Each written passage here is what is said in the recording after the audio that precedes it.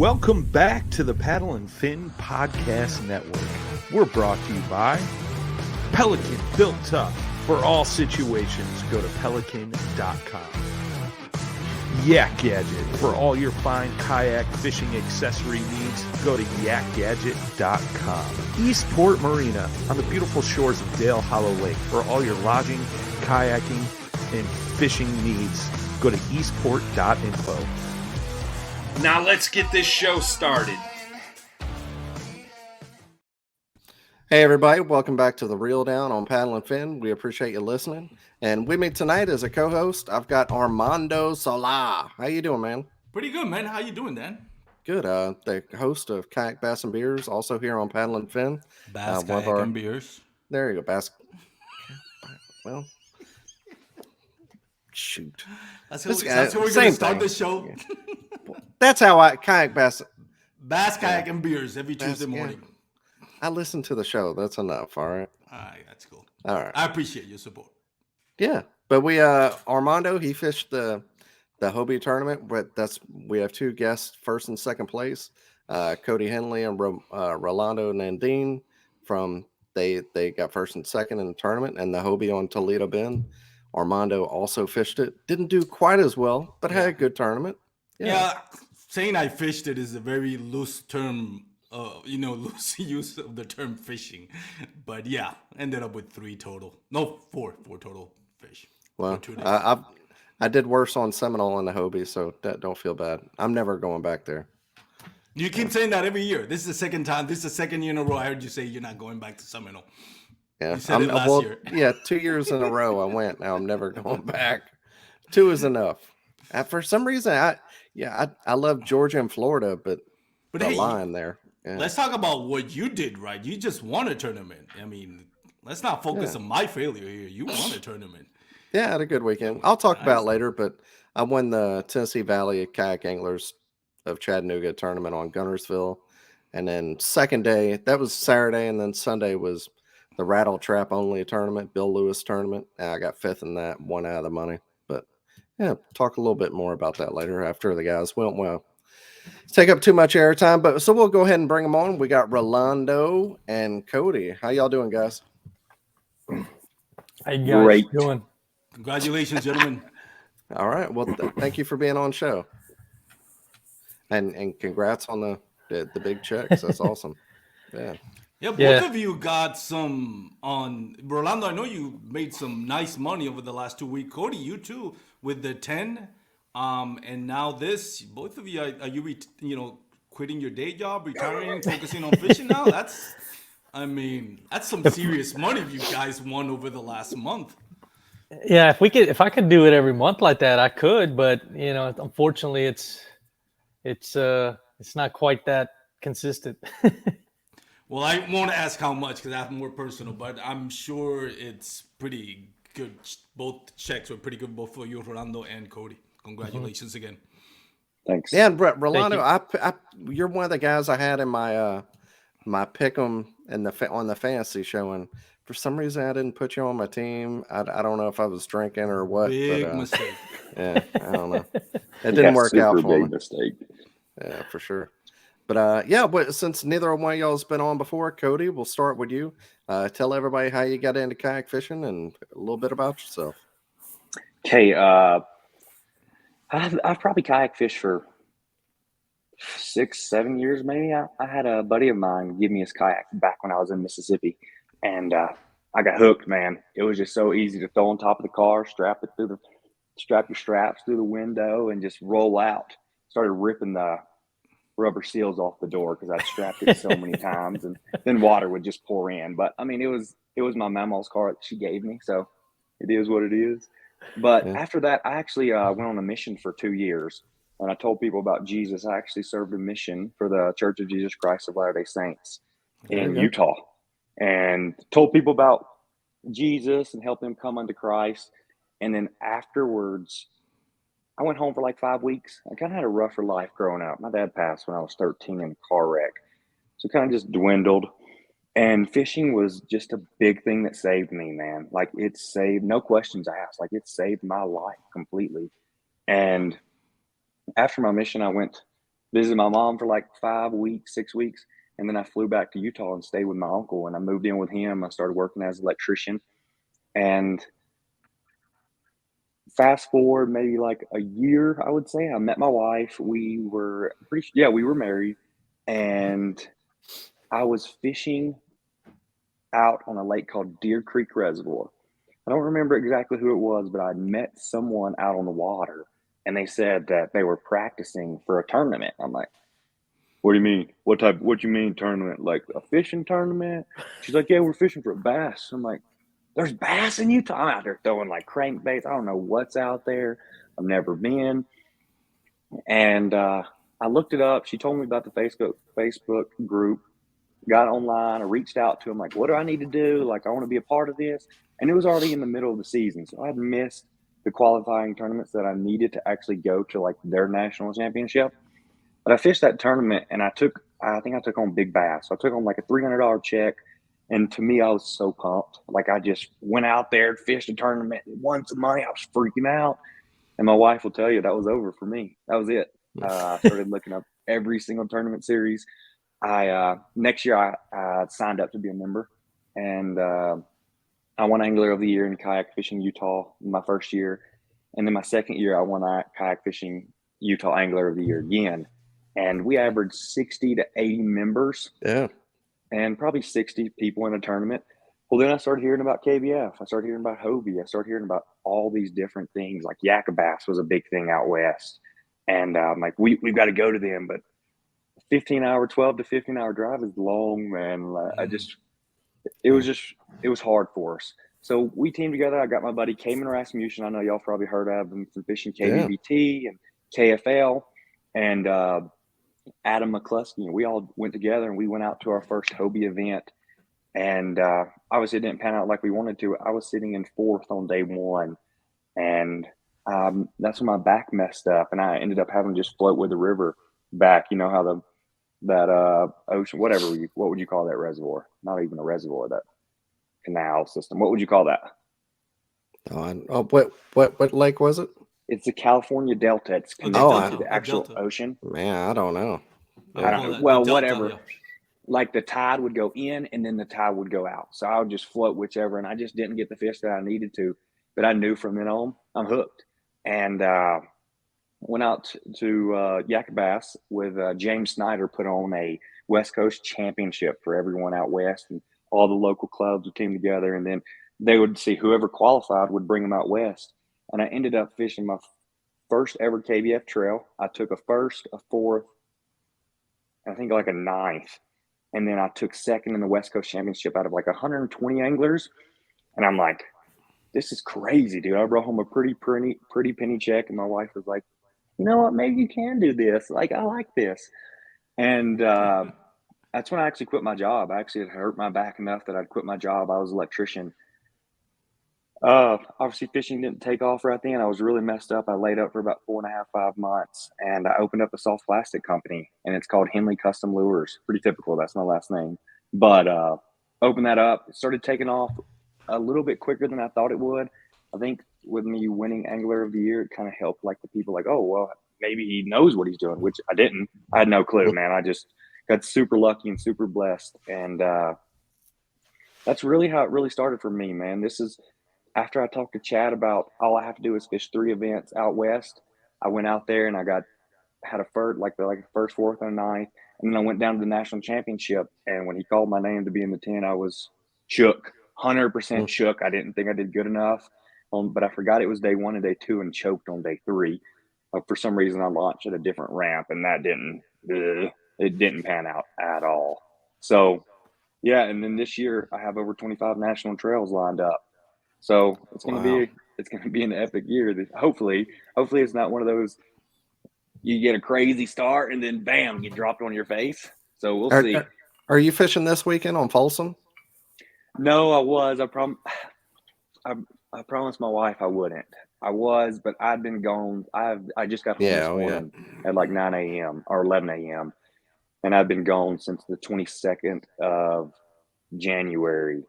So yeah, so I'm just going to skip it. I think my next one's Arizona KBF, and then Colorado, and then we go to Broken Bow for Hobie.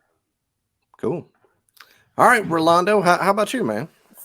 Yeah, man, I've been kayak fishing I think since 2017, but I've been bass fishing since I was a kid. I lived most of my life here in San Antonio, and I had a lot of family in Del Rio, Texas, so I used to actually Oh, go down there and I fish spent a lot of time Amistad. down there. Yeah, I used to Yeah. bass fish Amistad and the park that's right there in Del Rio, and I actually got a kayak uh, pending that I wanted to get a boat. But then I met some friends doing that, and they told me about the kayak tournaments. So I said, you know what, let me give it a shot. So I started jumping into the local stuff that I found here in San Antonio, and actually, it wasn't that good for me. I thought I could do well, but when I jumped in these tournaments, man, I realized I was going up against some pretty good hammers here, and quickly realized that I had to sharpen up my skills because I just, I felt like these guys had pet fish at the lakes they went to because they were just catching 95 plus bags, and I'm over here struggling trying to get 75, 80 inches, and I'm like, geez, how are they doing this almost every event? And so it took me about 2 years to really kind of sharpen things up. And then I started getting a little bit, in contention. And I did a lot of the cats events here in San Antonio. And I started off with a basic academy kayak, just something very inexpensive. And then I upgraded to a pedal system, which was at the time, it was a Pescador Pilot. Yeah. And I and had I, the same kayak. yeah, That was the same one I started with.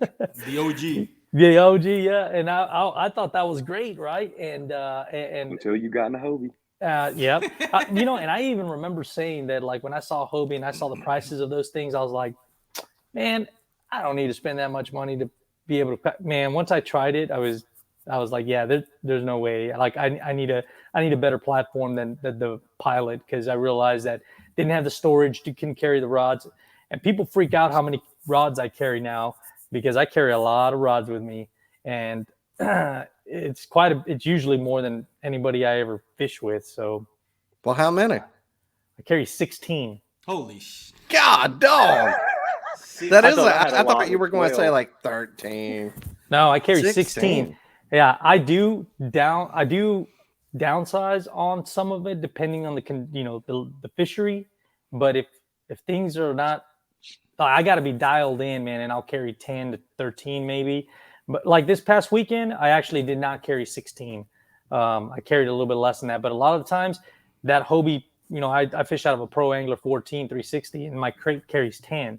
So I'll carry backup rods that I feel like I might, just in case I run into something that I need to use. I'll carry, how the Hobie carries 3 on each side. That's where I carry my other 6, is right there on the side. But the 10 in the back. But honestly, I usually only touch like 4 of them. But there is times that, if something comes up, I'm like, I got it. I'm good. It's tight on. But yeah, 2017 kayak fish, did ACK. I actually started doing the TKC, which is Tournament Kayak Championship, last year, and I won Angler of the Year in that one. And I won a couple other tournaments locally, and I think I've never done any of the KBF ones. And I really don't like doing online tournaments. I usually like doing the in-person ones. Just KBF hasn't come close enough for me to do anything, so I've always stuck kind of local. And now that I get a little bit more time to myself to be able to travel, I'm going to start doing more of these tournaments, doing the Hobie. I'll do the one in Oklahoma, the Broken Bow. And this is the first Hobie one that I've actually ever done. But most of the stuff I fished has been locally. We do have some pretty, good anglers here where I fish in the Austin area. So those guys going up against them, I feel have kind of prepared me to kind of face off some of these guys that are on the national level. Because, man, a lot of these Texas guys that I fish, that's all they, think about is fishing, man. So when I got into it, I was like, man, you guys are on another level, man. And it's basically gotten me there too, man. That's all I talk about nowadays.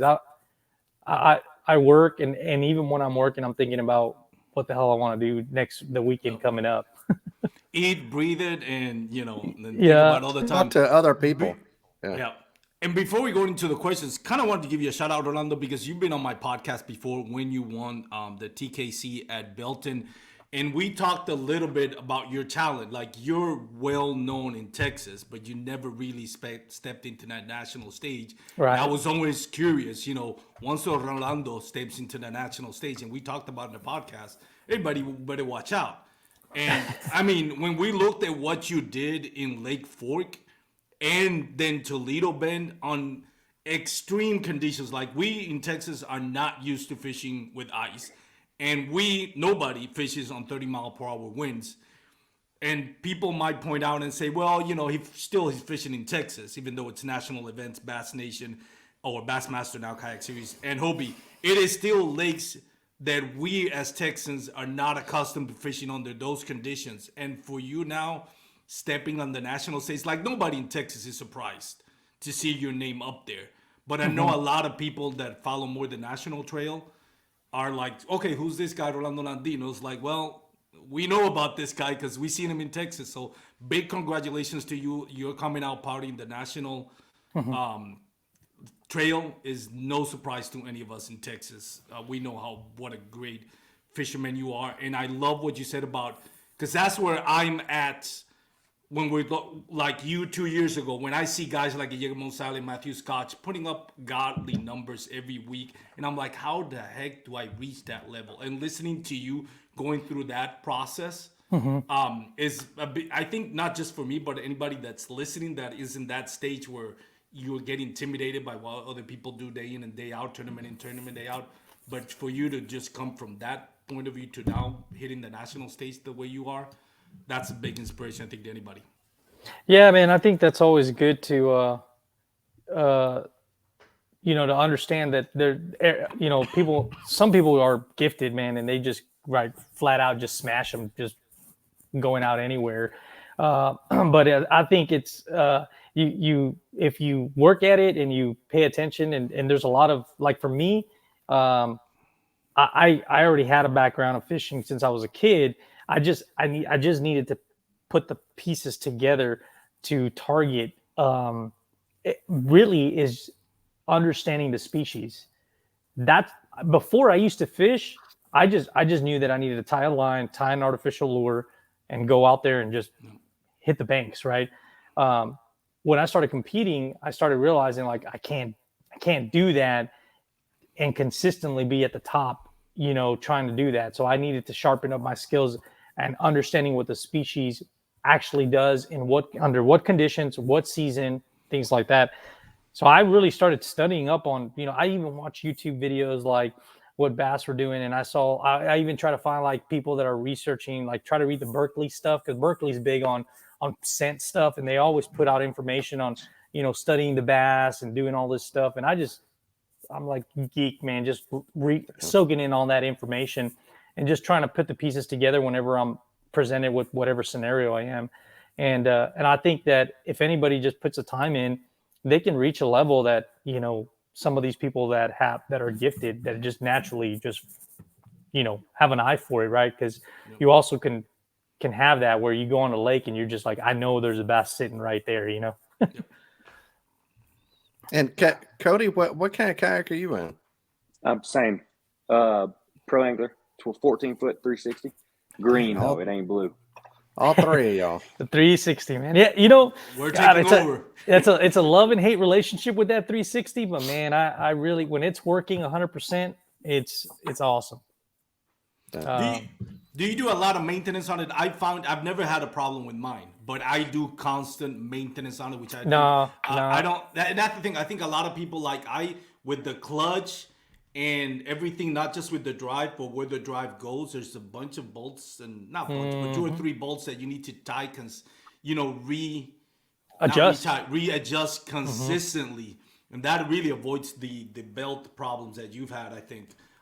So I think that's the biggest thing, is a lot of people don't do maintenance on it. And so many moving parts. If you want it to work, you have to constantly give it maintenance. Yeah. It's not just throw it in the garage and think it's going to work perfectly every time without. Yeah, no, I'm at fault. I 100% agree. I'm bad at keeping maintenance on it.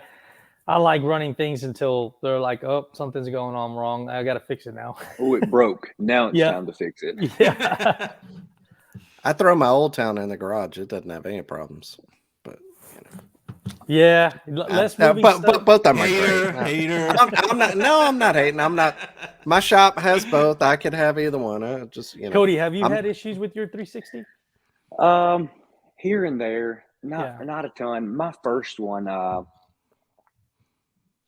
now this could be wrong, but they were using it seemed like they were using the wrong blade to sand that 360 belt down.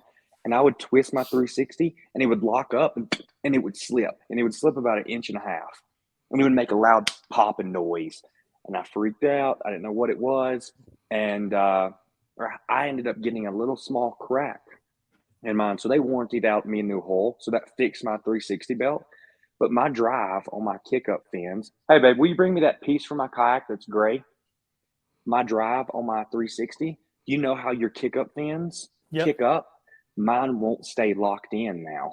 I don't know if it's from me running that motor so much or what's going on. But these pieces, this is what they'll replace. So they just sent me these. They warranted these out. Inside, I'm not saying it's a stupid design, but it's plastic in there. So it's got a plastic lip. And that metal piece will slide back in there and lock in, right? So I don't know if that messed up or if the metal is actually wearing. So when I change these out before Arizona, I'm going to find out. But other than that, no.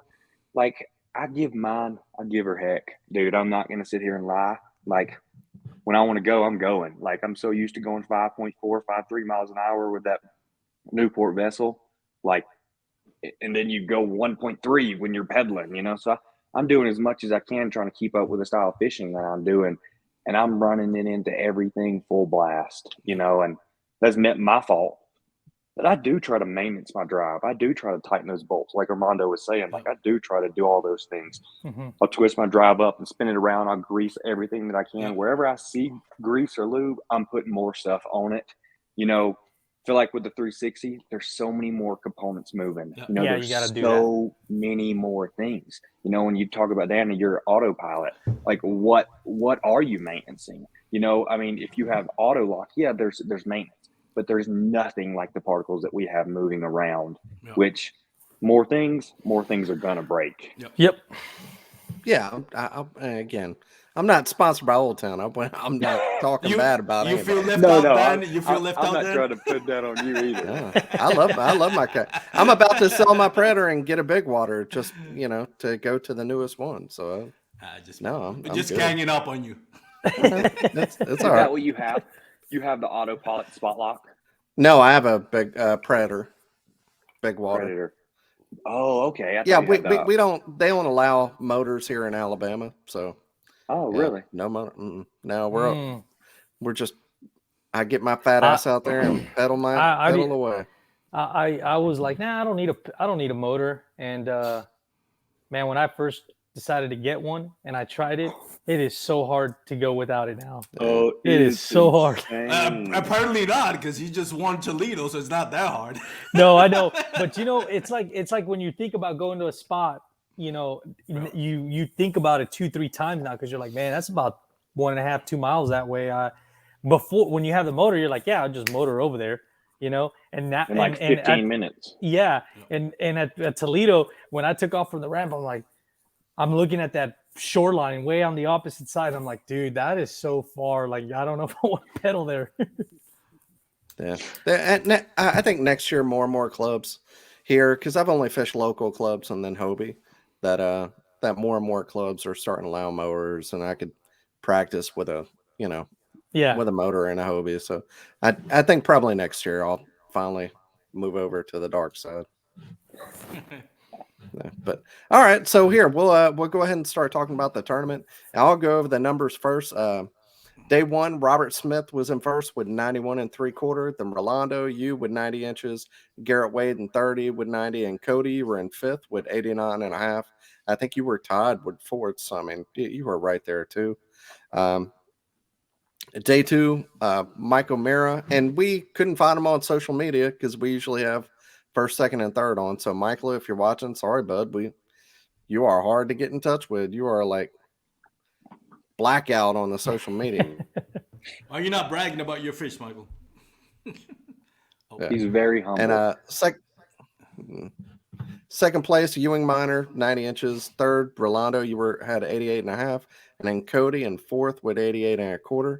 And then overall, first place, Rolando, you won it with 178.5. And Cody, you were 3/4 of an inch behind with 177 3/4. And I'll tell you what, I've been doing this 3 years now. I've never seen two people who on the show, first and second, who were so consistent both days in the top 5. This is the first show in 3 years where both first and second place were in the top 5 on first and day 1 and 2. So that's I don't know what that means, but I think it's an accomplishment. Well, the fact that we both had pescador pilots, I think we're on the same page with a lot of things. There you go. Right, man. There you go. I like it. All right, so we'll start off with practice. Cody, tell us about your practice, man. Okay, practice didn't go great for me. Not gonna lie, I am shallow fishery. I'm a power fisherman out of this world. I want to throw a frog all day, every day. I don't want to put it down, and I threw it during practice, and I caught some fish on it. First thing I thought of, like, I want to go up the river and I want to get back in the sloughs as far as I possibly can. Well, my buddy with me, Cayman, so we both went there. And we both picked apart 2 different areas, and we both got really good bites. Like Tuesday was the only day that I hooked fish. It depends on what day it is or when I get down there. But that day I put up 97 inches. So for me, I thought, okay, look, that's huge. And I literally just covered like maybe a mile of trees. But I knew, like, if they're here, they're going to be back further because the back pockets are going to be even warmer water. So I know everything's going to be perfectly fine. I'm set. So I started expanding down river a little bit. Each day I would get, Wednesday I got 10 more bites off 10 different trees. It was so weird, man. I would have to pick apart every single tree. And I was flipping at the time. I was obviously I own my own plastic company. I was flipping a 7-inch ringworm. It's like a rattlesnake some company makes. It's kind of similar to that rattlesnake. And I was flipping on a 1/2 ounce, and I wasn't getting as many bites Wednesday as I did Tuesday. So I flipped down to a 3/8, or size down to a 3/8, and started just getting bites. Every time they'd fall down, they would take it and just run. So it kind of made me curious if, like, because I was pulling it out of their mouth and the hook was buried, like, oh, are they going to relocate on a different tree? What are they doing? Like, are they going to go back to that tree? Like, same thing with Orlando. You say, like, understanding the species is the most important thing we can do. Because just like if we're cold, what are we going to do? Let's put a jacket on. Like, let's get in the shade. Let's get in the sun. What do we need? So I think that's so important with understanding the fish. So each day I would go back, and I would go back I had over 35 trees marked. I went to every single tree almost each day, which is something weird that I do. And I probably shouldn't do it because it messes with my head. And the bites just started slowing down, like, big time for me. It went from 20 bites to 10 to 5 to 3. And I was going back to the same areas, just not hooking these fish. I'm like, wonder if they're getting used to these lures. Wonder if they know something, they know something's up. So I started to freak out and I started to panic. And so I went to the main lake. I went out there, just didn't like it, man. I'm not an offshore fishery. I have Panoptics. Rolando is way better than me at Panoptics. I just got it this year. I'm running a Garmin, probably the same 93 SV that he's running. Or I don't know if that's what you're running, but it's a 106, but it's the same thing. Okay, yeah. So, and I love it. Don't get me wrong. I've caught quite a few Panoptics fish, and it is killer. But I get so glued in on that TV that I'm just sitting there trying to freaking pick these fish apart, and it just doesn't work out for me like that. Like, I just can't do it. I'd much rather just go around beating the bank or finding those structure points off somewhere in that shallow water. So let's go back. So I was on the main lake. So I went back upriver, tried to just expand, and really just didn't find anything great. I did find a few more trees. So I think I had over 40 trees marked. And that kind of wrapped up my practice, man. I'll be honest. I was coming off the win at the 10. I took second in the Pro Series. I took second in the Invitational, and I won a trail. So I don't want to say I was super relaxed, but I was happy and content. Like I was just super happy with what had happened and where I'd came so far. So going into the tournament, I was like, hey, it is what it is, but I know where I'm going to have my luck, and I'm going shallow. Okay. Rolando? Yeah, no, I showed up Wednesday night. There was a forecast for pretty bad weather, so we ended up leaving. Oh, actually, no, I'm thinking about Fork. That was Fork. I left and got here Thursday. I left Thursday at 2 a.m. in the morning, around 3 o'clock, actually. I woke up at 2 a.m. 2 a.m., drove off at 3:30. I couldn't find my wallet that morning. So I had to leave. I had to leave without my wallet. I took my wife's credit card, and so we just did that. And I got up there around 9. I don't know. I probably got on the water about 9:30 on Thursday, and I had done a lot of map studying before that, so I already had pre-selected 2 areas that I wanted to go see. And first Thursday, I showed up on the south end of the lake. I fished there. I lost a freaking giant, dude. I hooked into I I don't know if it was a bass, but I was fishing a brush pile and I wanted to see if there was fish in it, and I threw a jerk bait there and I saw this thing, big old blob, just come out and grab it. And I set the hook on that thing. I could not turn the thing around. It went straight back into the brush pile, buried me and the damn hook in there. And I spent about 15 minutes trying to get it out, and I couldn't. And it ended up coming off eventually, and my lure was stuck, and I ended up busting off my jerk bait. And I just continued fishing in that area, and I marked a bunch of stuff down there. And I caught fish Thursday. I don't like cooking fish the day prior to the tournament, Friday. I don't mind it on Thursday, but I usually only get 2 days of practice for these events. So I finished out my day down south and marked a bunch of stuff. And I was like, I can come here, get a limit. It's a decent limit. I don't know if it was strong. At the time, the conditions, I was like, man, I don't know what people are going to put up as far as bags, but it's Toledo Bend and it's got giant fish. So I'm like, dude, I'm going to need 90 something inches every day to even have a shot at it. So then I said, let me go mid-lake. Day 2, I showed up mid-lake both times on the Texas side, and said, let me go and find offshore stuff. First thing, I marked a bunch of stuff, and everything I'm looking at are transition points for fish coming in to get ready for what they're doing, which is a spawn. And so I knew obviously they're not spawning yet, but I was looking along those lines, just following those highways that they use, so to speak, to get there.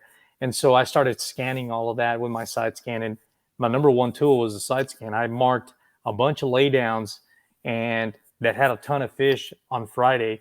I tried not to hook into too many of those because it was the day before the tournament. And I already had looked at the weather. So I knew that my day 2 spot was going to be my day 1 for the tournament because I couldn't fish down south because of the wind. But it actually planned out because once I looked at the conditions for day 2, I'm like, it's perfect. My day 2 spot is a bunch of docks. It's in the main lake, and it's going to be bluebird skies. I need shade and I need deep water. So I said that spot's going to be perfect. Actually, it's going to work out for me for day 2. My buddies who I was staying with, they're like, man, you're not going to go back to your day 1 spot? Like, dude, you did well in that spot, And I'm like, dude, it's not going to. I just don't, gut feeling, it's not going to produce for me like it did because it was windy and cloudy. And normally in those conditions, I beat the bank. I just kind of run the bank and try to find bigger fish, that are kind of roaming around. And so day 1, I showed up at that ramp, and I had about an hour to figure things out. And but I already had everything marked. And I'm already getting into my tournament day, and we're talking about practice. No, you're good. Go ahead, man. So my practice, I did do decent. I don't know, probably in high 80s, low 90s, hooking in the fish on Thursday. And then Sunday, I didn't hook many fish, so I really didn't have anything that I could say that I did really well. I was just marking stuff more than anything else on my day 2 spot. and decided to start over there where it was a little bit less, protected. And I ended up going into that and finding some good areas that I marked offshore, and there was only 2 docks that were worth a crap over there, and I actually got fish off of those 2, so that was good. And yeah, so my practice was decent, but it wasn't anything that I felt that I could say that I was going to win the tournament. I just knew that I could find fish, and in the process, I needed to get the limit, and then start searching for bigger fish. Okay. So Cody, you going into your first day? The fish are getting smarter. You've been throwing in that ringworm around. So what happened, man? Okay, so just day one, or what are we doing here? Going Yeah, into day two? you Okay. can talk about both. Yeah. Okay. Day one, I start literally like, my plan was to start like 10 yards away from the boat ramp. And I pull up and there's 15, 20 pentagraph kayaks. move. Pentagraph move, yeah. That's it. I mean, even Jackson Orr, I mean, he pulled out the boat ramp, went right, and caught an 8-pounder. You know, like he's like, caught an 8 this morning. I don't think he had too much luck later, like throughout the day. I think he actually fished the main lake. But I mean, he pulls out and catches an 8 like immediately. I'm like, goodness. So I started to think like, oh, there's some big fish here. And even when I pulled up, I saw those people. I don't like crowds, man. It gets in my head. It gets in my head so bad. And but the thing is, you fish different. I don't care who is there with you. You fish so different than them. And so I'm like, I'm going to hit all my trees, and then I'm going to go back in some protected coves because I know the wind's coming up. So I went to each one of my trees. Wind was ripping pretty good, man. And I don't know if I didn't spend enough time on them or what happened, but I spent almost 3 hours, 2.5, 3 hours out there. Didn't catch a single fish. Didn't catch a bite. Didn't catch anything. But I rolled around to my first part. There was 3 boats. What it was there was channels going in and out, and then there was a channel in the middle. And in that circle, there was a dip. It went from literally, there was a 5-foot channel here and a 5-foot channel here. But then when this 5-foot channel crossed this other 5-foot, made like a cross, it dropped down to 10 feet. Fish everywhere. Lord, the Jesus spot. There's a cross. Yeah. So, and it literally, fish were stacked. There was tree piles. I pulled out the Panoptics and looked in there. So many fish were down there. It was unreal. Whether it was a rattle trap, like it was deep enough for all that. And really what I was doing was throwing that ringworm or a Texas rig, one of my little creature baits, and a lizard, a brush hog, anything like that. Well, I pulled up and there was 3 boats there. So I'm like, oh, cool. Great. Keep it up, guys. Just keep doing what you're doing. I'm like, yeah, you probably have about 12 fish in your live well right now between the 3 of you. All 12 that I need. Went to my next spot, roll around the corner, another boat sitting on the dock that I was going to go to. I'm like, I'm freaking out. I'm panicking. Like I just got in my head. And I just said, hey, calm down. You got this. I went to all the trees and they didn't produce for me. I looked at the time and it was 10:30. I'm like, okay, we've been 3 hours in. If I catch 1 fish every 3 hours, it ain't going to cut it. But if I find them, I know that I can get a quick limit and just start calling. So I went back in this pocket, and I done good there on 2 days prior. These were just bites flipping. Well, I went in there, and every single boat in the lake was, not really, but there was at least 6 boats in this area that's only like half a mile long and then like 200 yards wide. Not even 100 yards wide, actually.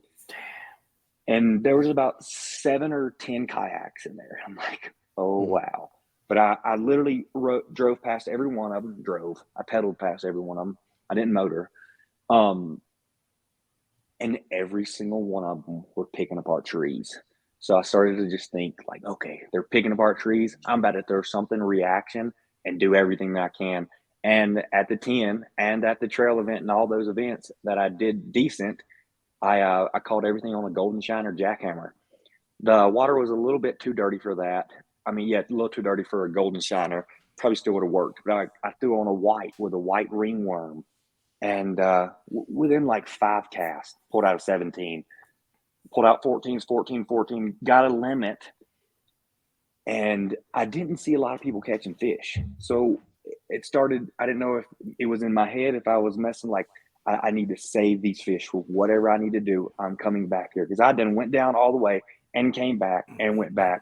And at the time, I'd pulled out, I think, a 1975, 1950, 18, 18, 1875, and another 17, or maybe a 16. So I had a decent bag. Yeah. So 2 o'clock rolls around, and I'm just thinking to myself, I'm like, I got to get out of here. Most of everyone had left. There were 3 kayaks left. 2 of them didn't have a limit, and one of them did. So I'm like, what? And in between that, I'd caught over 25 to 30 fish going back and forth, back and forth. So I'm like, well, okay, the sun isn't up. It isn't calm. They're not just sitting, hiding, and holding to cover, so I just kept going back and forth with that chatterbait, and it might have ruined me, but I left at 2 o'clock, and I went and left those fish alone because I knew I'd be back the next day. And I don't think I caught another fish the rest of the day, to be honest with you. Well, I mean, it's so hard to know. You were only a half an inch behind Rolando. And see, that's what I thought too. So, like, I'm literally so close. Like, it's anyone's game. We could put up 100 inches tomorrow. So that's my day one. All right, Rolando, how about you, man? Cody, Yeah, before we go to Rolando, sorry about that. What area did you fish on day one, Cody? Was it Mid-Lake, North, South, Texas side? Do you know where the rollers are? No. Have you heard of the rollers? Okay, it's up north.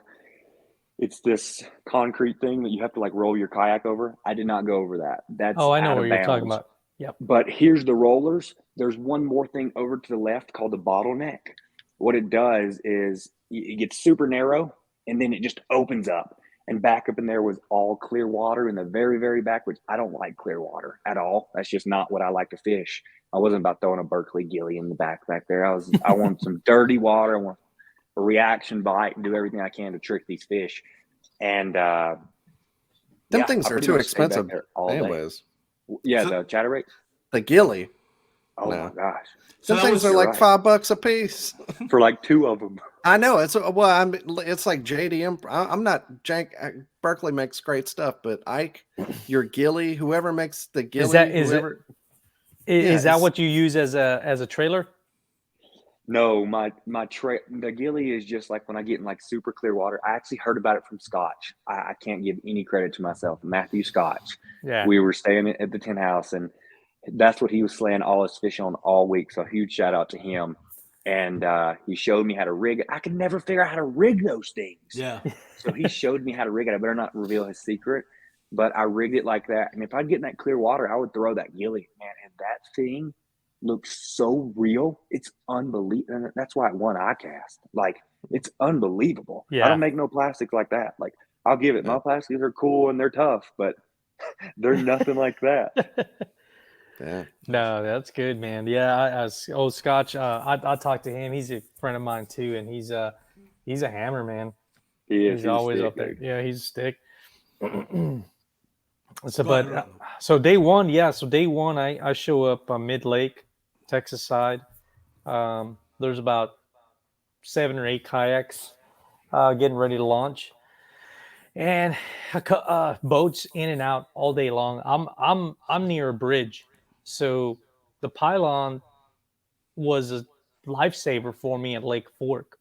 And so I kind of wanted to check out the bridges and see what was out there. Well, the specific area I was in did have a bridge, and it did have good rock and good fish that it was holding there, but everybody was fishing that. So I was like, man, worst case, maybe I'll go in there and pick off a few if I'm having trouble. But this area was a pocket that was facing south. It's cocked over facing the south.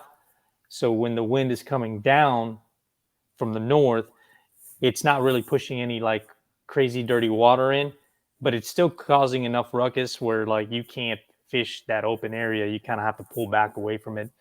So in the morning, we all take off, and I see people, obviously they're going straight to the bridge, and then they're going to go into this back pocket.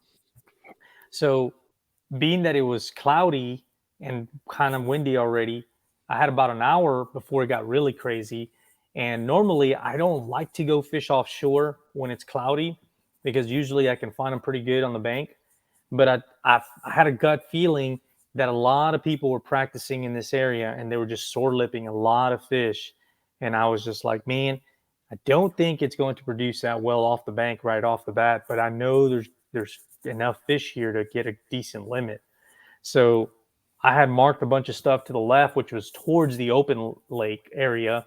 And I used my live scope and my side scan to mark all that stuff and get it going. And so when I took off that morning, everybody went right. And I went all by myself to the left, to the open area where the wind was going to be pretty much howling, you know. But when I got there, it wasn't too bad yet. So about an hour, like, I don't know, 15, 20 minutes into my first spot, I freaking catch it like a 16 or a 17.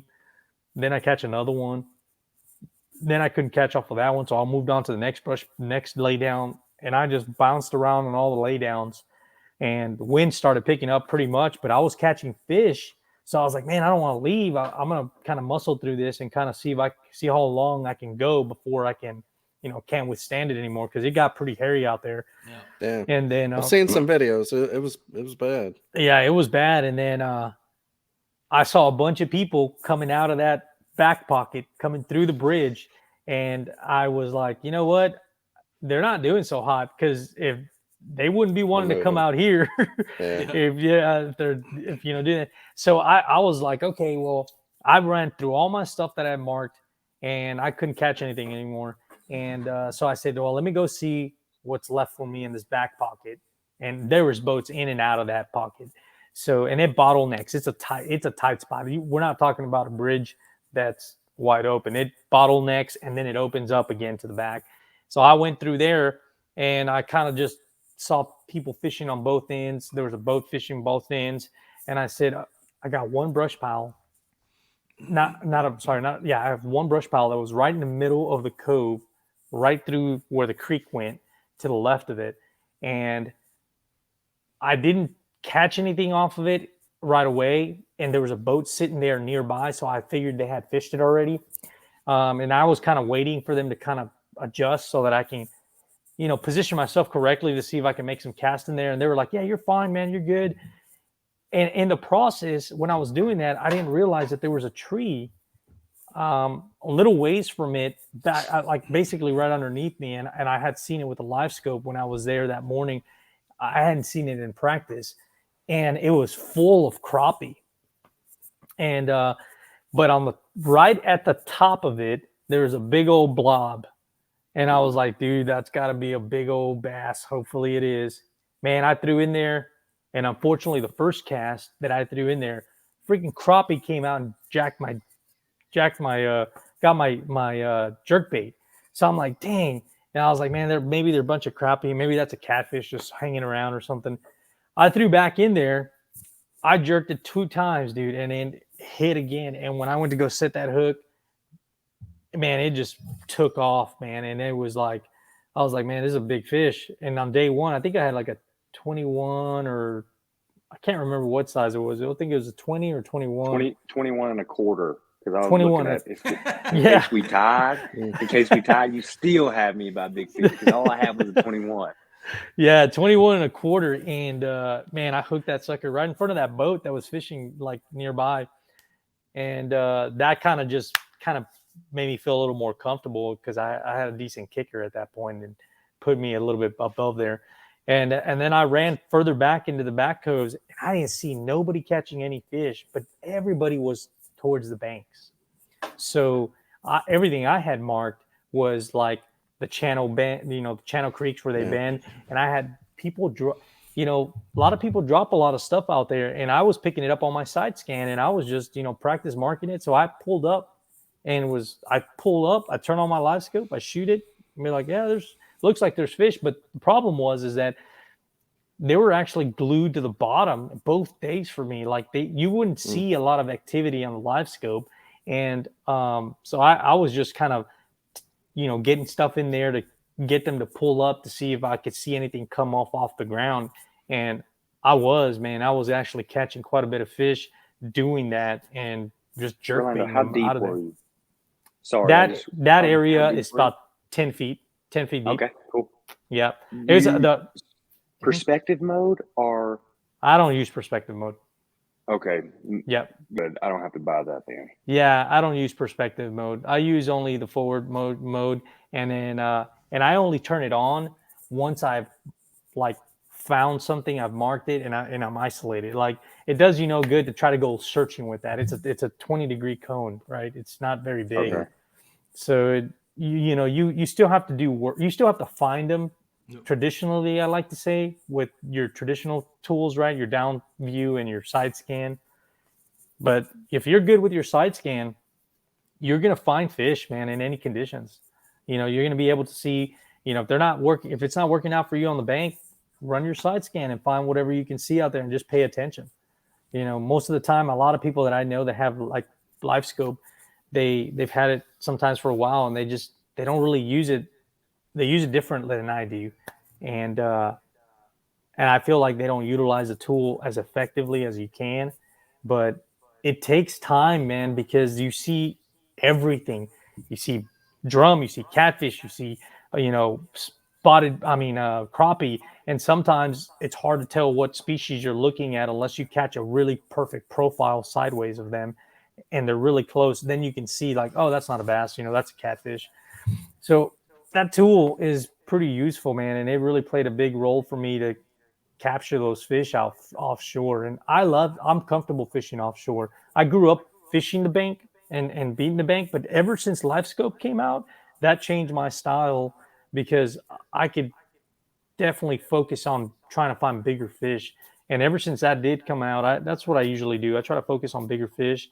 And now that I do tournaments, I think that the side scan is still my number one tool, and then number two is LiveScope. Gotcha.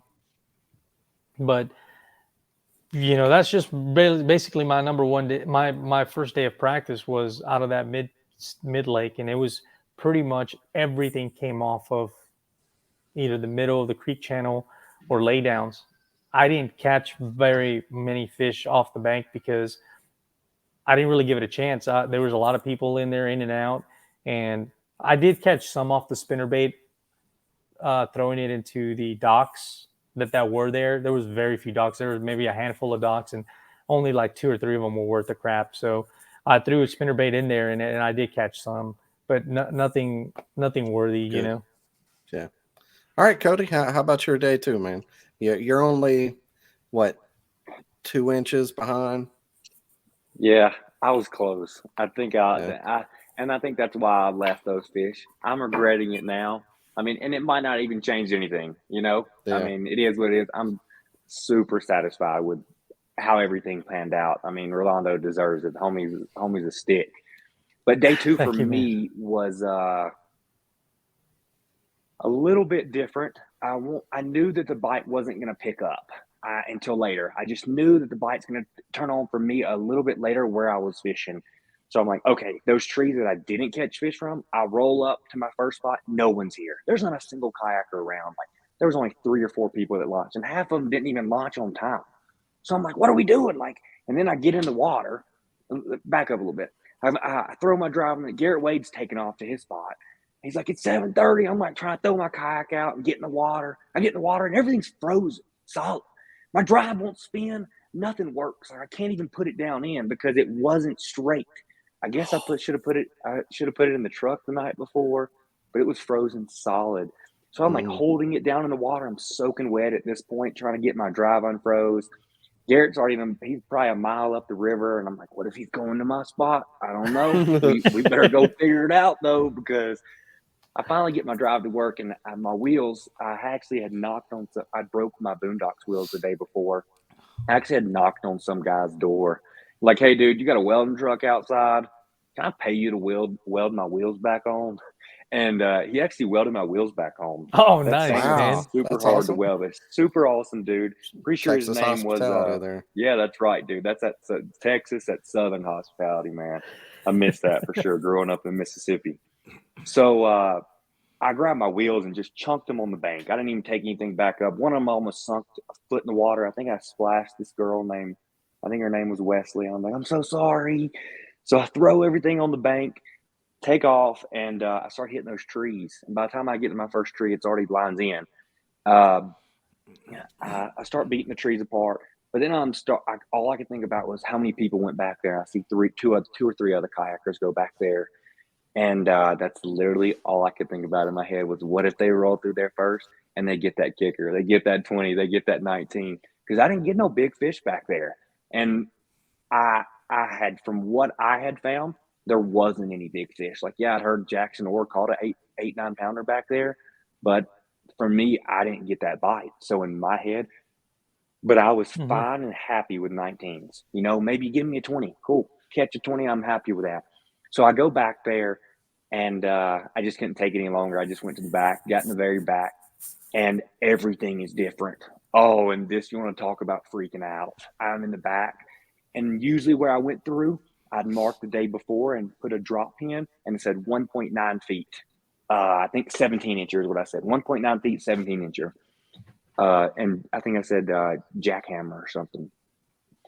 And it was 2.9 feet deep. It had came up from 1.9 to 2.9. I wasn't even paying attention, but before I got back there, on where I was fishing those trees was typically 50 when we were starting off. So a good temperature, a perfect temperature for them to be pushing up in those back spots. And 42 was that morning's temperature. I couldn't find any warm water, and I started to worry. I almost went back and packed up and just said, I'm going to go to the main lake and just test my luck, and whether I try to do some panopics offshore or find some deep fish, because I knew some fish with that cold front had pushed back. But it's a gamble too, because sometimes when fish go up, in my opinion, they stay. They're there. Yeah, and they they're do. gonna stay. Yeah. So for me, I was like, well, I can go offshore and maybe find the big girls that haven't even pushed up yet on those brush piles, or I can stay here. And I ended up going to the back and finding that the water was deeper. Everything was just completely different. Well, I kept going further back and further back. And I asked that girl, I hope I don't mess her name up, but I'm pretty sure her name was Wesley. And she said, I'm getting warmer temperatures in the back. And I just remember her saying that, and it just hit me. All this was a pocket, and way out in front was a river channel. So if that river was rushing that morning. So I knew that if the river was coming up, it's pushing all that water in the back. And I went in the back and I found 49-degree water temperatures. And at that point, I'm like, okay, so I'm just going to keep going back. And normally I had marked where it started to get clear. It was brown as can be. And I hadn't had a single bite. And it was even 49 degrees. I don't think it was till 11 or 12 o'clock until I started to catch fish. And I had to go further back and further back. Because the previous day at 2 o'clock, I had stumbled upon something very, very good. I made 7 casts and I caught 16 inchers, which they didn't help me at all for the day before. But every single cast and it was just wide out in the open. Literally, I was picking trees apart the day before. But with 10 minutes left before 2 o'clock before I left, I caught 6 to 7 fish within 7 to 8 casts. And I just said, I'm done. I'm getting out of here. And then I felt bad. I kind of lied. They're like, did you catch anything back there? I'm like, no, I didn't catch nothing back there. There ain't no fish back there. That's like, fair, I'm telling you what I'm not going to tell you there's fish back there. I'm competing against you. But Same guy preaching about Jesus. No, kidding. no, man. There's some things you got to tell, but then there's some things that just like, whoa. But I ended up going back there and got a small limit, all 12, 14. I'm like, this is going to be tough. Had like 7 people message me. I had my AirPods in. I'm usually on the phone like, hey, how are you doing? What's going on with my buddies or with other people? My mom calls sometimes. Like, so we just kind of going back and forth. And they're like, dude, it's tough. I had my other buddy from Mississippi. He's like, hey, dude, you're good. Keep it up. You just bumped up to like 6. I'm like, 6th place with 65 inches. So I knew right then it's a tough bite. But I knew that tough bite of those fish that typically were going to eat the day before at 9 to 12 o'clock, if they didn't eat then, there's going to be another bite window when that sun comes out, and it's going to be straight fire. It is going to be on fire, and it's not just going to be for me. So I have to capitalize for everything that I can. And I was actually in the clear water for about 2.5 hours, and I had to throw on the golden shiner jackhammer at that time. And I was throwing the gilly too. I didn't get any bites on the gilly that day. But I was going back to the dirty water, going to pick it apart. And at this time, I'd probably caught 15 fish. So I knew the bite was starting to pick up. And I turned around and I literally just got done saying a prayer. And I asked Heavenly Father, where should I go? And typically he doesn't always answer. I'm not going to act like he does. And I'm just some perfect angel child, because I'm not. But all I remember was turn around. And I turned around and flipped to the first tree with a chatter. Well, yeah, I casted the first tree with a chatterbait and pulled out a 21. I didn't realize it was that big. I actually boat flipped it. I saw how big it was, but it was too far. I was too close to getting it. And I cannot tell you how many fish that I miss with a freaking net. I am not a net guy. I just can't do the net thing. I'm still learning that, just like with Panoptics. I've even extended my handle on my net to figure it out, but I'm all about standing up, running to the nose of my boat, grabbing into my rod, just yeeting them in. And when I saw the head on that thing, I was like, oh, this is going to be bad. And obviously I have my sponsors, Yak Rods, and those X Shatters are just they're composite rods, and they are absolutely beast. And I flipped that thing in, and I remember just laying on top of it. I laid on top of that fish, and he's flipping around. I'm like, you're not. Jackhammer flipped out of its mouth. Just stabbed me like 6 times in my shoulders, and my arms went through my clothes, but he wasn't getting out. Dude, I freaked out. I called it 18 after that, and then I just started doing everything I can. And I remember like 4 people messaged me at that time, and they were following the standings back in Utah and California. And they're like, dude, you're sitting in first. You got first by like 4 inches. I'm like, oh, I started to panic. I just started to – I think to be honest with you, I started to cry. I was just so happy. Yeah. I was just so grateful, because regardless if I won or not, I knew that I'd done everything that I needed to do, and I'd done the best that I could fish. There was nothing that I could say. Yeah, I missed a few fish, but I did all that I could. And and then that's when it started getting really, really close, because Aaron Mathis messaged me. It's like, hey, you got Rolando by 1.75 inches. Then he called a fish, and she called me. She's like, he just passed you. He's beaten you by 0.75. I'm like, ooh.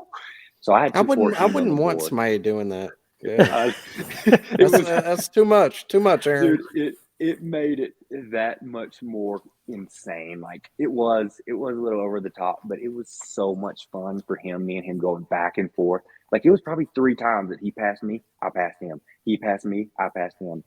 Well, that's 4. But on the 4th time when I had passed him, I had him by 0.75, and I caught another 16, and it put me up at 2 inches at 0.75, so it was almost 3 inches.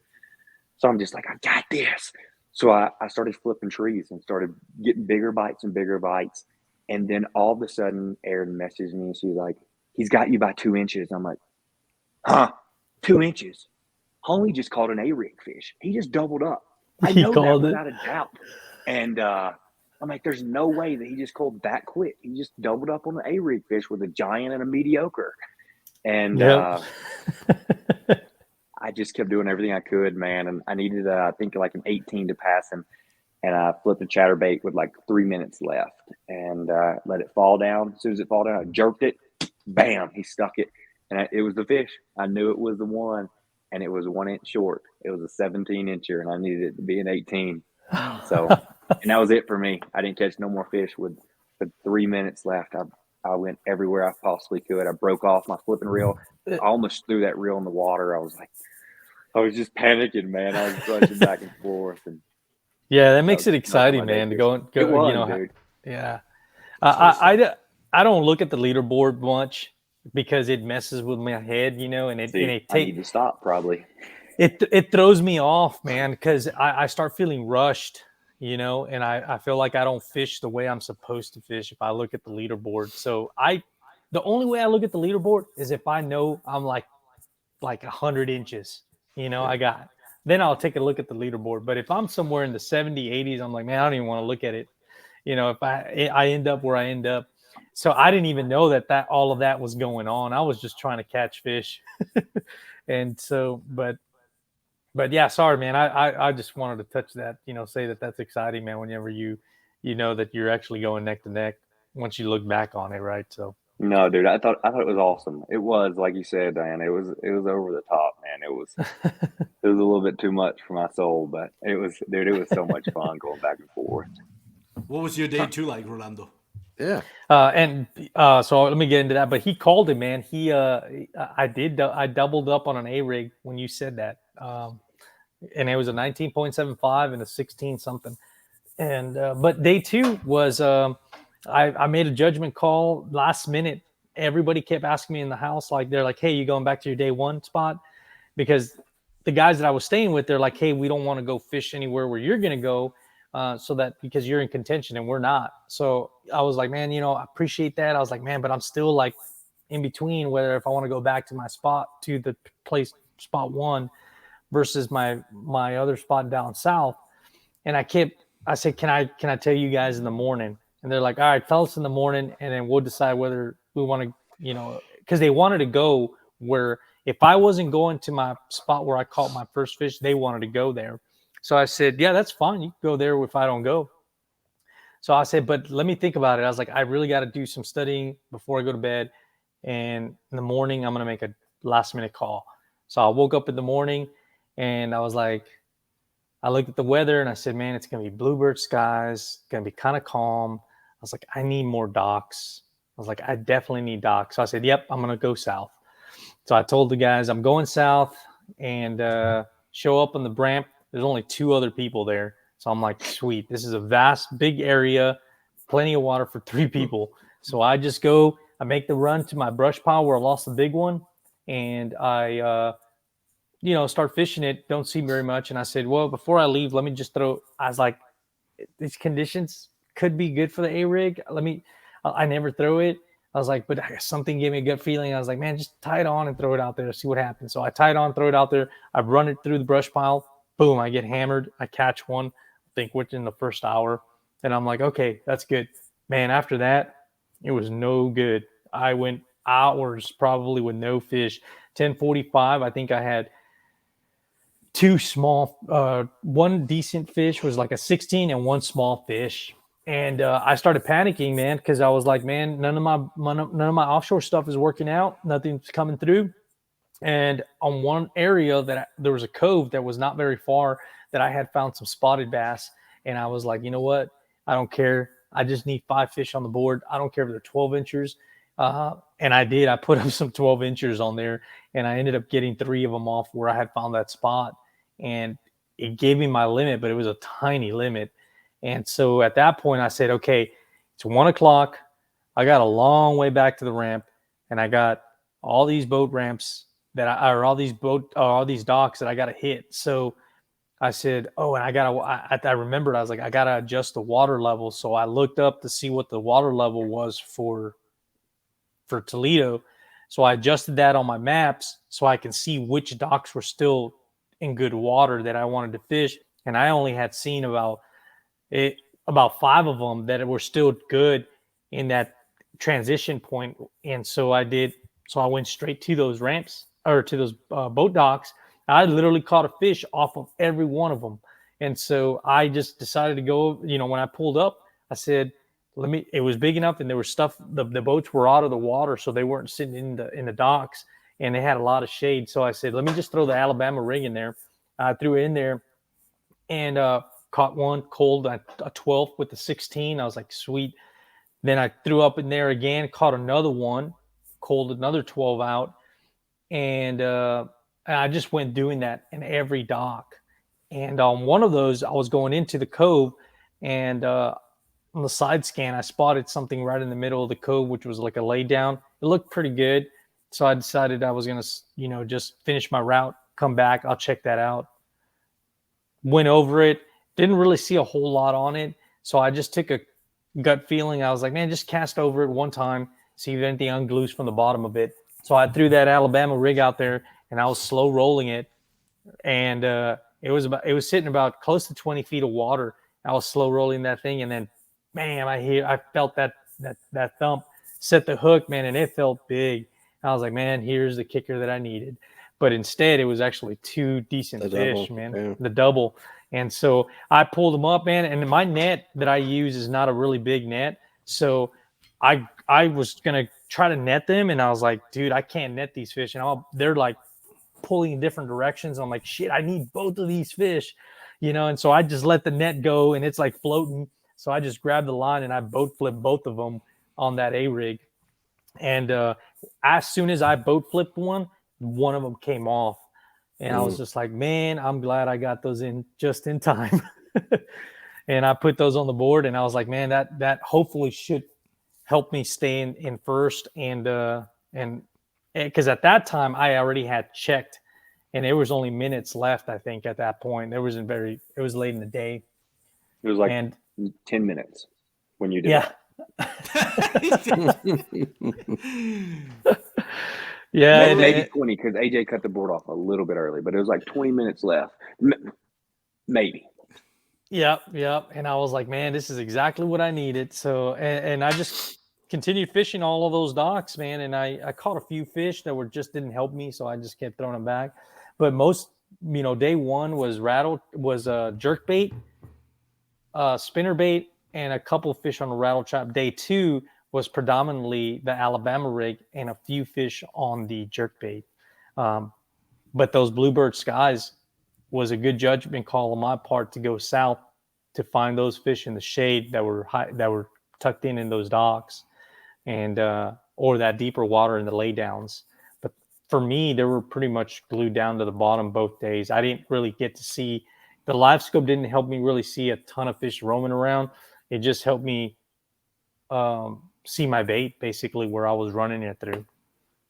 Well, good deal, guys. Congrats. No. And I mean, we don't want to hold you up here too long here. But before we let you go, we always want to give everybody a chance to shout out anybody that makes fishing easier for them. We'll start with you, Cody. Oh, perfect. Put me on the spot. Oh, yeah. Well, Yak Rods, you got the hat. Yeah. No, absolutely. I always struggle with this. Yak Rods, my opinion. Henley Custom Baits. That's right. Henley Custom Baits. That's all. I do throw a lot other stuff. Once I go out to other places, I do throw other stuff. But I stick to all my stuff, and I love it, man. I thought it was going to take me a little while to get used to that, but I'm super. I don't know. I just got used to it now. Dakota Lithium kept me powered 24/7. Always, he says, "Uh-oh." No, that's good. No. Dakota Lithium, 13 Fishing.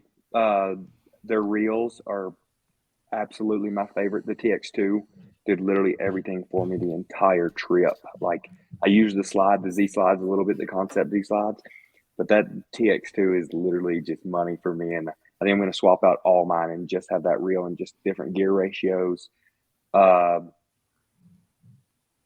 Newport vessel, I just jumped on board with them, I think a couple days ago, maybe. Newport vessels, battle baits. Dude makes some amazing jigs. I've seen some cool, like they have like it's almost like what's it called? Like the Megabass Okashira. It's like the prop head. Yeah, they do have some good baits. Like, he's got some amazing molds. Like, it's just unreal. Everything's hand tied. He doesn't use wire. He actually uses the string. Oh, I've never had any problems. Like, his spin, everything are just phenomenal. He makes some killer stuff. Let's see. We have battle baits. I always struggle with this, man. You might have to come back to me. I'm pretty sure that's it, man. Oh, no.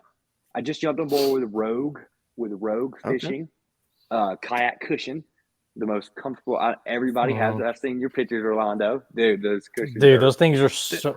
Oh my God. Comfortable. I use one on my office chair because I work from home. I sit on one all day. Yeah, I love mine. I don't even use it in the kayak. Yeah. You don't use it in your kayak? No, my seat's fine. Man. But yeah, dude, you should try. My seat was fine too. I've doubled up now. I have one sitting and in my back. I'm like, oh, dude, it's so nice. It is nice. And P-line, boat flipped every single fish. Not a single fish was netted the whole trip. The tactical fluorocarbon. I actually swapped over. I do use tactical still. I actually swapped over to the ultimate. No stretch. Absolutely no stretch. And it's hurt me a few times. I'm actually going to have to put tactical on a few rods. but I've been flipping right by the boat, and I've set the hook, and it's just so strong, and just with no stretch at all, you can just pop where your tie is off. So depending on how far you're flipping, but on most cases, I like the no stretch. When I'm ready to hook set, I want the hook set immediately, and it's the most not abrasive, anyways, too. Cool. Nice. I'll have to check that out. Yeah, it. man. Oh, man. Go ahead, Rolando.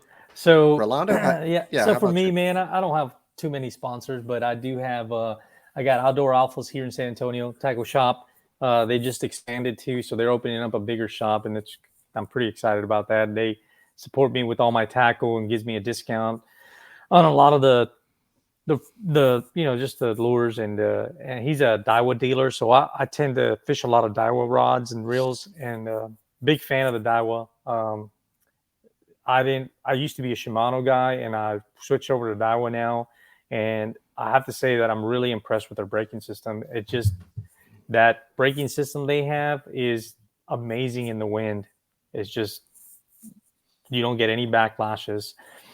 Which reels do you use? The regular, the SV, or The the Elite? SV. So I have a few SV Tatulas. I do have a Zillion, and I have a Steez. Ooh. Yeah, Watch out, big money. The Steez is really nice, but honestly, man, you can just go with the SV Tatulas. They all got the great braking systems built into them. You know, the what is that, air brakes, or they don't have the little weights like the way they do, like Shimano does or anything. It's their, oh my gosh, I went blank right now. I can't. You got to look into the braking system for Daiwa. It's top notch, and especially in the wind. So if you're an angler that has trouble, backlashing, dude, those things are amazing for that, and you still can bomb them pretty far. I'm about to get a new reel. I dropped one over a rod and reel over the side last weekend, and Dustin Nichols said same thing. The SV. So dude, the SVs are awesome. I think I might be getting one. Mm-hmm. That T-wing system actually T-wing, works pretty good. Yeah. The other sponsor is Jared Souls. He's a custom rod builder here in San Antonio. He builds me, he's building my swim bait rod, and he's also building my jerkbait rod. I had trouble finding a really good jerkbait rod because I really love throwing the jerkbait, and I just kept pulling fish off a lot. And I finally got him to find me a blank. We built one, and man, it's perfect. So if you're in the San Antonio area, you got to look Jared up. He does some good work on the custom rods. And then recently, Kayak Fishing, man, I talked to them, and they put me on their team there. So it's kind of nice to be able to be, part of that. So those things are comfortable, man. I didn't realize I needed them. So till I try them out, I was like, you know what? They got a discount. I think I picked one up on the discount day, and I said I might as well order two of those. I threw them on there. Man, I was out in the water. I was like, dang, dude, these things are so comfortable. It's night and day, dude. It's night and day. Yeah. What's your jerk beta choice? I just got one. I got Vision if it's 110. just one. Yeah, it's the Vision 110. It's the Mega Bass. We didn't have to bring you here. Cody could have done the whole interview for you, Rolando. Yeah, it is. And then if you don't want to spend that kind of money, you want the Berkeley stunner. Yeah. Yep, it's really good. So you don't have to change so much hard. You don't have to really do anything to the stunner. You take it right out of the package and throw it. So it's really good. The Vision 110, you got to be careful with that one. It just has amazing action, but you do have to be careful with those hooks. Sticky. Woo. Yeah, they are very sticky. They're very sticky. But if you have a rod that's not very parabolic and not soft, you will straighten out those hooks. Yeah. Yep. I'm not a treble bait thrower, so I'm not going to act like I know what I'm talking about. I hate treble. Yeah, no, but yeah, I don't. If I can catch a fish on a straight shank hook, I'd prefer to do that for sure. Treble hooks can get you in trouble, but that jerkbait is hard to resist, man. Yeah. Mm-hmm. It works, man. All right. Yeah. Can I give one more? I'm sorry. Yeah. Oh, yeah. Sorry, go ahead, man. I just want to give a shout out to Yak Attack. On the way down to Kissimmee, I had someone come and plow my driveway. Have 10 feet of snow here. It feels like probably like 6 feet. and I covered up my push pole, the parking pole, and they speed shipped me one down to Kissimmee at the house that I was staying at. That's So they all. literally saved my life, and I used that the whole entire tournament down in Kissimmee with the win, the whole entire tournament. And I don't think I used it at Fork. We don't want to talk about Fork. Fork kicked my butt. I caught two fish on day 2. I mean, I did just show up, but regardless, I still got wrecked, dude. And that was used it the whole terrible entire time weather. on almost at Bisno, but on Toledo Bend. So huge shout out to them. Awesome people and awesome equipment too.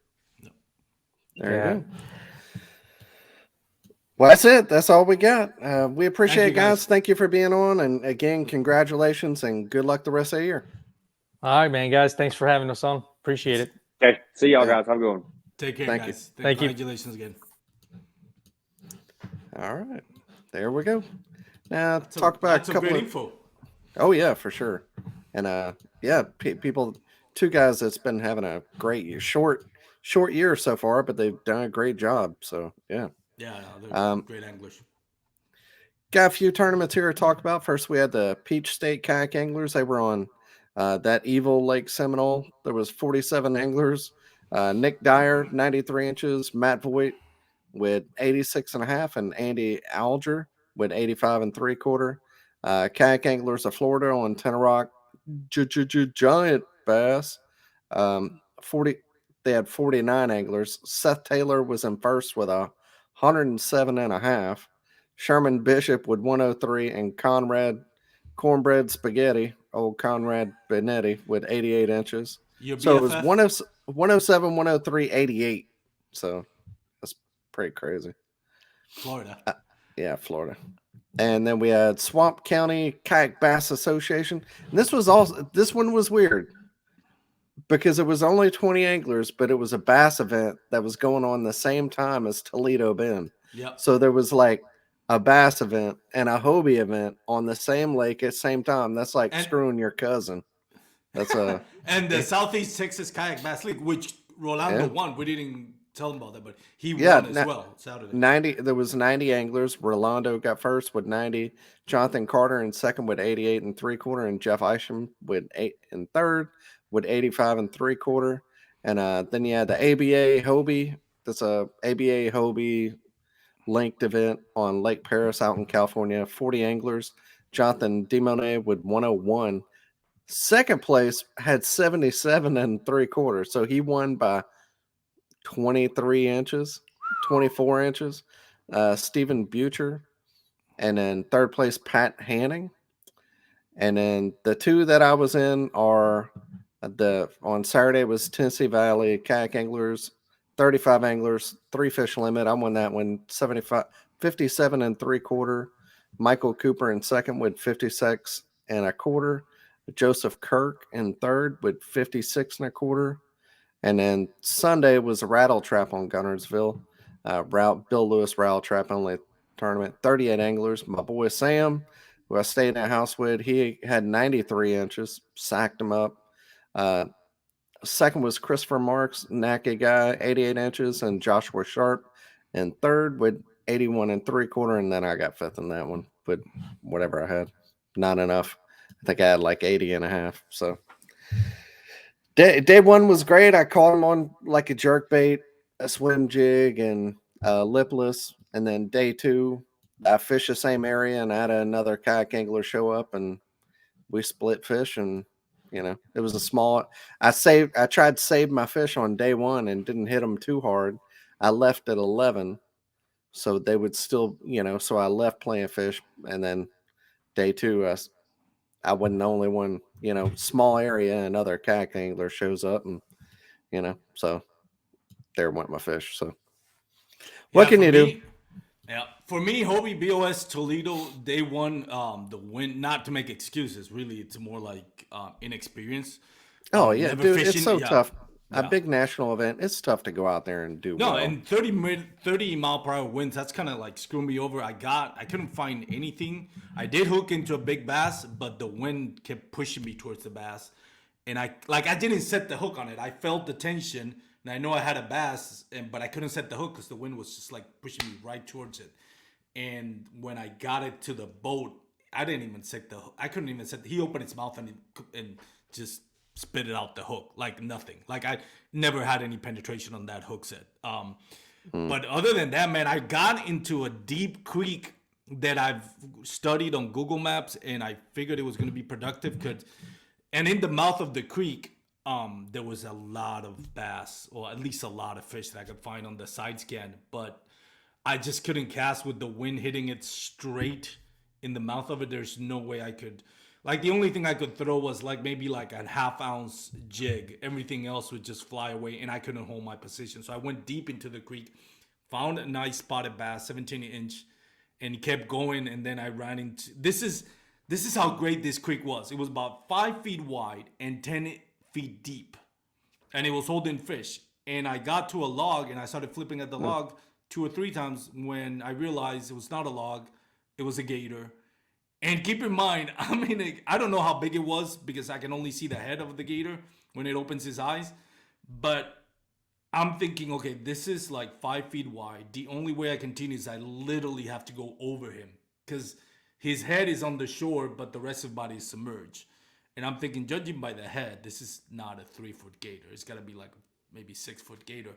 And again, I'm not an expert on reptiles, but I can tell it's not a small gator. It's not a baby gator. Yeah. Sounds like, business decision here. Do I really want to go over this guy to kind of keep going, or I just, count my losses and head back?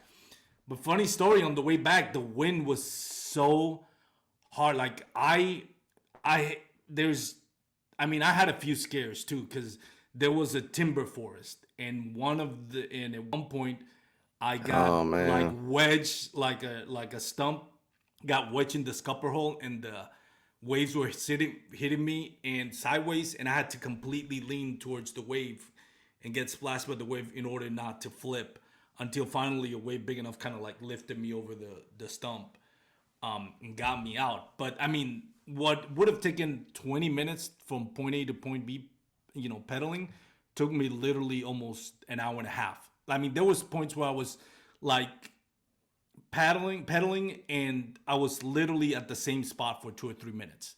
Like I was gaining an inch per hour, per 5 minutes, something like that. And, I'm drinking water, trying to keep myself hydrated. It's raining.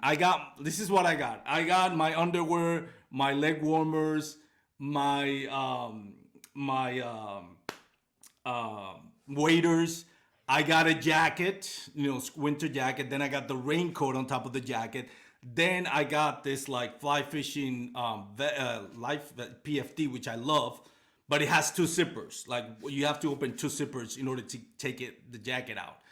So I'm getting to the boat ramp. I need to go. I need to go to the bathroom quick. And I'm like, I don't know if I'm gonna make it. So I get to the boat ramp. There's a convenience store. It was closed. It was an old gasoline station. And I'm like, oh my God. So I was like, it's kind of like an open area, and there's people around, that's at lines out. So I'm like, I have nowhere to go to the bathroom. This is not like an isolated ramp where I can go to the woods. Like I'm like 50 feet from the highway, and and on the other side, it's like a rental place, where people on vacation. So I'm like, I need to go. So I figured I'd just go to the car, open the door, and just kind of like, cover myself with the car. On my way to the car, this guy kind of stops me, and I'm trying to be nice, and he's asking me how I did and all that. And I'm like, dude, I gotta go. I'm like, I gotta go bad. And, in my mind, I'm thinking all this stories would tell as kids that if you don't go to the bathroom, you're gonna break it, So finally, I'm losing the battle. I'm on my waders, and I'm like, that's it. I can't do it.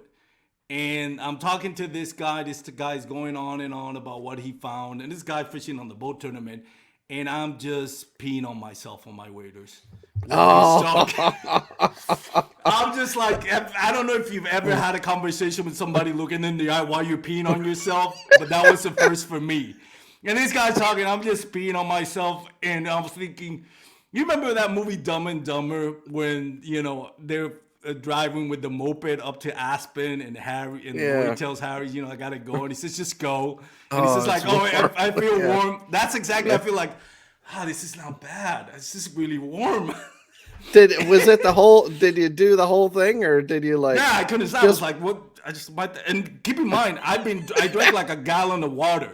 Yeah. All right. So I'm like, this feels warm, and all the pee went to my right foot. So my right foot weighs It's really heavy. 20 pounds, and my left foot is light as a feather. And finally, the guy stops talking, and I'm trying to load my kayak, walking like people look at me like, what's wrong with this guy? Are you swooshing? What's that water sound I hear? Yeah, no. Thank God I didn't order the side asparagus that night the night before at the steakhouse, because that would have been even worse. So you drove home with piss in your. Oh, I had to load my kayak and everything, which the boat ramp is full. So I'm like, this warm pee is eventually gonna get cold, and I need to get out of here. Thankfully the insulation on the waders kept it warm for a little bit. But yeah, it took me like 45 minutes to get home. I'm driving in the car for like 30 minutes on my own piss. Dog, man. I went into the shower with my waders and everything on. I'm like, this is the first for me. So I don't know if you ever had that happen before, but it's weird. It's a weird sensation. No, you know what, Armando? I can't say I have. I've had a few experiences, but so nobody I out there say. Listening on podcasts, please comment on the Paddle and Fin. Let us know if you've gone through anything like that. Cool, I don't want to be the only one, but it was fun. You might be the only one. Nobody has. I'm sure. I'm sure it's happened. They might not admit it like you did, but I'm sure some people have. I've done some things out on the water before I'm not proud of, but I've never pissed in my waders. But yeah, I've done things. So there you go. All right, everybody. Well, as always, we appreciate you listening, watching, whatever you do. Like, subscribe if you're on YouTube, 5-star review. I don't know, whatever you want to do. We appreciate it. But thank you, and we'll see you again next week. Armando, thank you for coming on tonight. Appreciate it. My pleasure filling in for Jimmy. Jimmy, we love you. Come back. This is your home. Yeah. Whenever you can, man. Whenever you're ready. And as always, wear your PFDs, people. See you next week. Stay safe. Thanks for tuning in to another killer episode here on Paddle and Fin. Be sure to drop a 5-star rating, a thumbs up, or smash that subscribe button on any platform you're listening in on. Be sure to check us out on Waypoint TV, waypointtv.com. Make sure you sign up for the Fantasy Kayak Fishing League at paddleandfin.com/fantasy. You could support this show through Patreon, patreon.com/paddleandfin. Don't forget to check out the website, paddleandfin.com. Catch us on YouTube. If you got a question, comment, or want to see a future guest on the show, be sure to email us at paddleandfin@gmail.com. Shout out to our show supporters, Yak Gadget. You can check out all the fine kayak accessories at yakgadget.com. Pelican Professional. For all your cases, coolers, and lighting needs, go to pelican.com. Rocktown Adventures, your Midwest premier paddle sports destination. Go to rocktownadventures.com. Eastport Marina, the beautiful destination on Dale Hollow Lake. If you're looking for lodging, kayaks, kayak accessories, or anything fishing related on the beautiful Dale Hollow Lake, go to eastport.info. And Jigmasters Jigs. When in doubt, get the jig out. Go to jigmasters.com and fill your tackle boxes today.